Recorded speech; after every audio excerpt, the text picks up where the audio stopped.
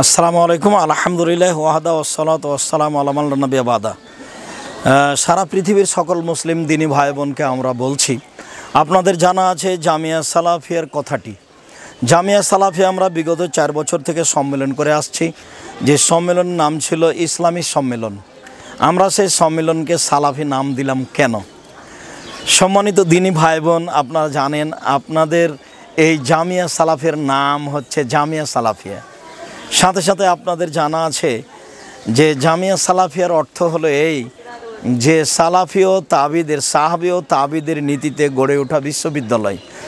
আমরা সেই লক্ষ্যেই এদেশে যারা সঠিক আকীদা আদর্শের মানুষ, যারা সাহাবী ও তাবিদের গতিতে গড়ে উঠতে চান, সে উদ্দেশ্যে আমরা এই সম্মেলনের নামও দিয়েছি সালাফি কনফারেন্স, যেখানে সঠিক আকীদা আদর্শের কথা হবে, যেখানে সাহাবী ও তাবির আদর্শের কথা হবে, যেখানে নবী রাসূলগণের কথা হবে। এখানে কোনো দল মতকে হিসাব করে রাম রাখা হয়নি।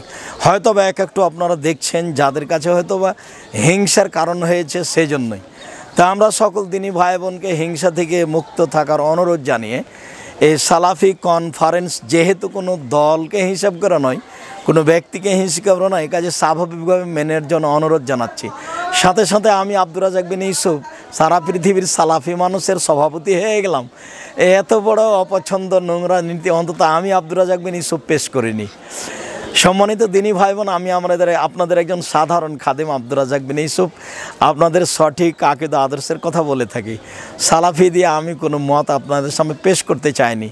এই নামটাকে মূল্যায়ন করুন, একটা ভালো না, যেখানে শিরিক বেদাত নেই।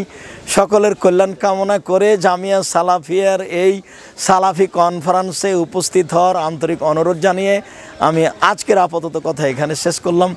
সুবহানাকা আল্লাহুম্মা ওয়া বিহামদিকা আশহাদু আল্লা ইলাহা ইল্লা আনতা আস্তাগফিরুকা ওয়া আতুবু ইলাইক। আসসালামু আলাইকুম ওয়া রাহমাতুল্লাহ।